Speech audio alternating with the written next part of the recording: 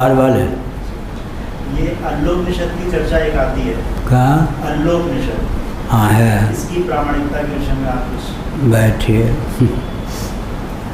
संस्कृत में लघु सिद्धांत कौमुदी आदि में अल्लाह शक्ति का नाम, संस्कृत का शब्द है अल्लाह। अमर कोश आदि में, लघु सिद्धांत कौमुदी आदि में अल्लाह शब्द का प्रयोग है। अल्लाह संस्कृत का शब्द है, उसका अर्थ होता है शक्ति। और चौखंबा से अष्टोत्तर शत उपनिषदों के अतिरिक्त उपनिषदों का भी प्रकाशन हुआ है। उपनिषद संग्रह में अल्लोपनिषद है, उसमें नमाज ज्यों के त्यों है। तो किन्हीं को वह उपनिषद कहीं प्राप्त हुई होगी, लेकिन संस्कृत का शब्द ही अल्लाह है। अल्लाह का अर्थ होता है शक्ति, भगवती। लघुकौमुदी आदि में अल्लाह शब्द का प्रयोग टीका आदि के माध्यम से हुआ है। अल्लाह माने शक्ति, भगवती। अल्लाह रसूल मोहम्मद ऐसा शब्द आया है अंतिम में। मोहम्मद के लिए मोहम्मद, ठीक है। तो उसको कैसे किसी को भी समझे? बैठिए। अब वो हमने कह ही दिया कि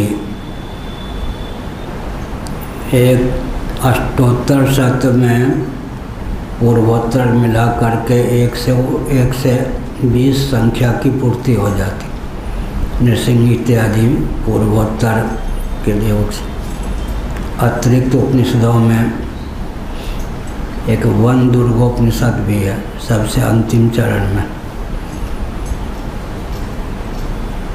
मंडन मिश्र ब्रह्मा जी के अवतार थे। उनकी पत्नी उभय भारती सरस्वती जी के अवतार थीं। जब मंडन मिश्र संन्यास के लिए भगवान शंकराचार्य के साथ जा रहे थे, तो उनकी पत्नी उभय भारती सरस्वती जी ने सोचा कि मैं अब अपने पतिदेव से विमुख होकर कैसे रहूं। तो वे अपने धाम में सदेह गमन करने लग गईं आकाश मार्ग से। उस समय शंकराचार्य जी ने वन दुर्गोपनिषद के मंत्र को पढ़ के उभय भारती सरस्वती जी की गति को स्तंभित कर दिया। तब सरस्वती ने कहा कि क्या चाहते हैं आप? भगवान शंकराचार्य ने कहा, हमारे द्वारा प्रतिष्ठित पीठ में आपका विद्या का विलोप न हो। कुछ महानुभाव कहते हैं कि श्रृंगेरी पीठ को लेकर आदि शंकराचार्य ने कहा, कुछ कहते हैं द्वारका को लेकर।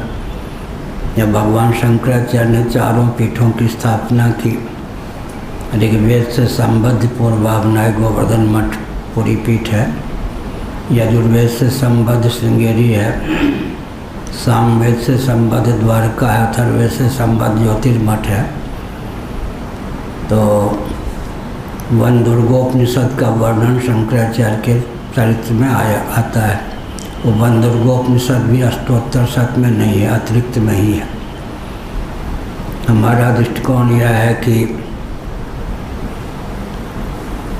अतिरिक्त उपनिषदों में जो तथ्य हैं वो वेद विरुद्ध नहीं है।